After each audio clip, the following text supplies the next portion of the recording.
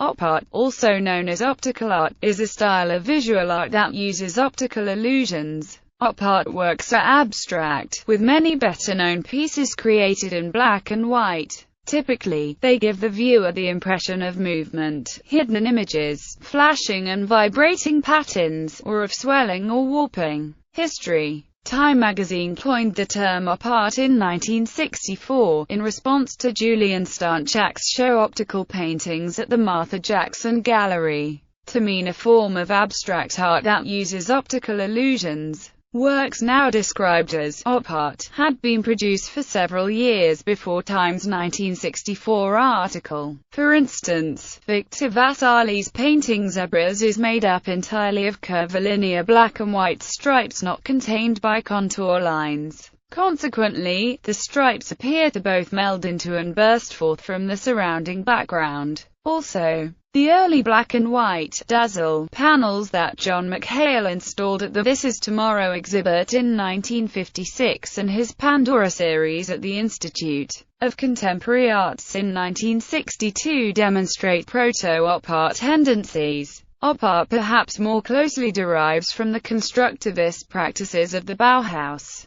This German school, founded by Walter Gropius, stressed the relationship of form and function within a framework of analysis and rationality. Students learn to focus on the overall design or entire composition to present unified works. Op art also stems from trompe-l'oeil and anamorphosis. Links with psychological research have also been made, particularly with Gestalt theory and psychophysiology. When the Bauhaus was forced to close in 1933, many of its instructors fled to the United States. There, the movement took root in Chicago and eventually at the Black Mountain College in Asheville, North Carolina, where Annie and Joseph Albers eventually taught. Op artists thus managed to exploit various phenomena, writes Popper. The after-image and consecutive movement, line interference, the effect of dazzle, ambiguous figures and reversible perspective, successive color, contrasts and chromatic vibration, and in three-dimensional works different viewpoints and the superimposition of elements in space. In 1955, for the exhibition, Movements, at the Denis René Gallery in Paris, Victor Vasari and Pontus Hultén promoted in their Yellow Manifesto some new kinetic expressions based on optical and luminous phenomenon as well as painting illusionism. The expression, kinetic art, in this modern form first appeared at the Museum für Gestaltung of Zurich in 1960, and found its major developments in the 1960s. In most European countries, it generally includes the form of optical art that mainly makes use of optical illusions, like op art, as well as art based on movement represented by Jacob Carlos Cruz Diez, Jesus Rafael Soto, Gregorio Vardanega or Nicolas Schoffer. From 1961 to 1968, the GRAB founded by François Morellet, Julio Leparc, Francisco Sobrano, Horacio Garcia Rossi, Ivarel, Joel Stein and Vera Molnar was a collective group of optokinetic artists that, according to its 1963 manifesto, appealed to the direct participation of the public with an influence on its behavior, notably through the use of interactive labyrinths. Some members of the group Nouvelle Tendance in Europe also were engaged in op art as Almir Malvanir and Gerhard von Grievenitz, mainly with their serigraphics. They studied optical illusions. The term op irritated many of the artists labeled under it, specifically including Albers and Stanchak. They had discussed upon the birth of the term a better label, namely perceptual art. From 1964, Arnold Schmidt had several solo exhibitions of his large, black and white-shaped optical paintings exhibited at the Terrain Gallery in New York. The Responsive Eye in 1965, between February 23 and April 25, an exhibition called The Responsive Eye, created by William C. Seitz, was held at the Museum of Modern Art in New York City. The works shown were wide-ranging, encompassing the minimalism of Frank Stella and Ellsworth Kelly, the smooth plasticity of Alexander Liberman, The collaborative efforts of the Anonyma Group, alongside the well-known Victor Vasarely, Richard Yanushkovych, Wen Yingcai, Bridget Riley and Getulio Alviani. The exhibition focused on the perceptual aspects of art, which result both from the illusion of movement and the interaction of color relationships. The exhibition was enormously popular with the general public, though less so with the critics. Critics dismissed op art as portraying nothing more than trompe-l'oeil, or tricks that fooled the eye. Regardless, op art's popularity with the public increased, and op art images were used in a number of commercial contexts. Riley tried to sue an American company, without success, for using one of her paintings as the basis of a fabric design. How op art works. Black and white and the figure-ground relationship. Op art is a perceptual experience related to how vision functions. It is a dynamic visual art that stems from a discordant figure-ground relationship that puts the two planes, foreground and background, in a tense and contradictory juxtaposition. Artists create op art in two primary ways. The first, best-known method, is to create effects through pattern and line. Often these paintings are black and white, or otherwise grisly, as in Bridget Riley's famous painting, Current,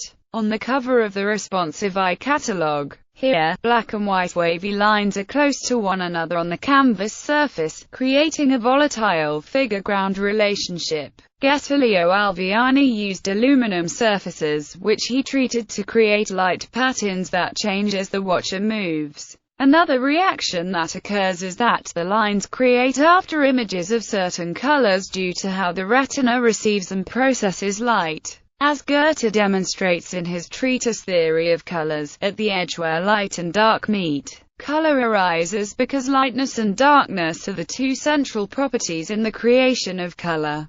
Beginning in 1965, Bridget Riley began to produce color-based op art. However, other artists, such as Julian Stanchak and Richard Yanushkovych, were always interested in making color the primary focus of their work. Joseph Albers taught these two primary practitioners of the color function school at Yale in the 1950s. Often, colorist work is dominated by the same concerns of figure-ground movement, but they have the added element of contrasting colors that produce different effects on the eye. For instance, in Yanushkovych's temple paintings, the juxtaposition of two highly contrasting colors provokes a sense of depth in illusionistic three-dimensional space so that it appears as if the architectural shape is invading the viewer's space. Color interaction. There are three major classes of the interaction of color: simultaneous contrast, successive contrast, and reverse contrast.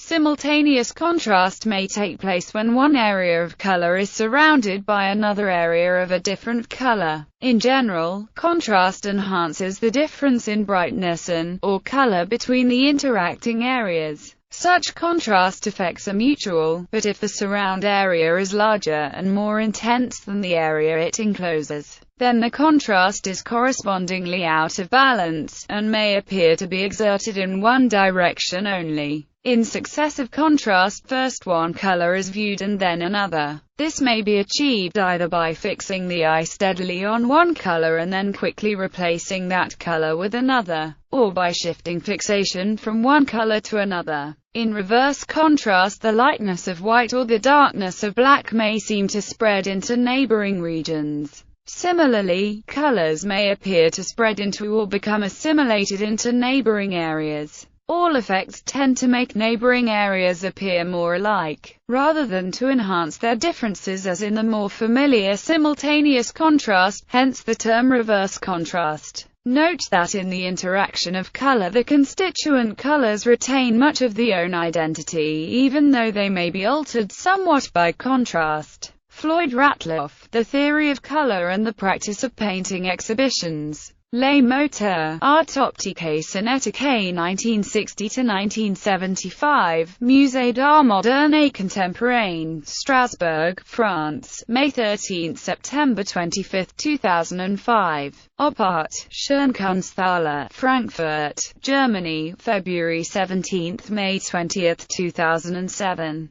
The Optical Edge, the Pratt Institute of Art, New York, March 8 – April 14, 2007. Optic Nerve. Perceptual Art of the 1960s, Columbus Museum of Art, Columbus, Ohio, February 16 – June 17, 2007. CLE-Op. Cleveland Op Art Pioneers, Cleveland Museum of Art, Cleveland, Ohio, April 9, 2011, February 26, 2012. Additionally, Bridget Riley has had several international exhibitions in recent years. Photographic op art. Although being relatively mainstream, photographers have been slow to produce op art. In painting, Victor Vasali and Bridget Riley were producing large amounts of art, and the same can be said for many digital artists, such as Akayoshi Kitioka. One of the primary reasons for the lack of photographers doing op art is the difficulty in finding effective subject matter.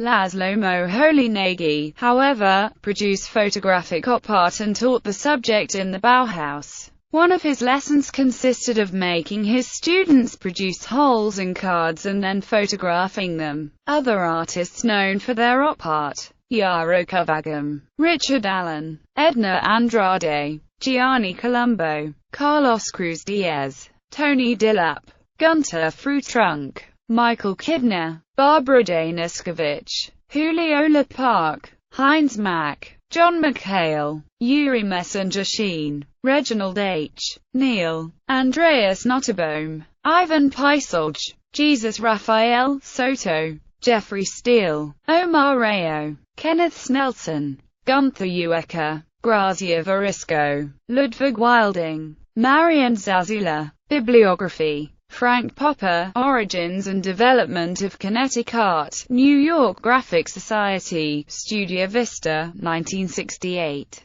Frank Popper, From Technological to Virtual Art, Leonardo Books, MIT Press, 2007.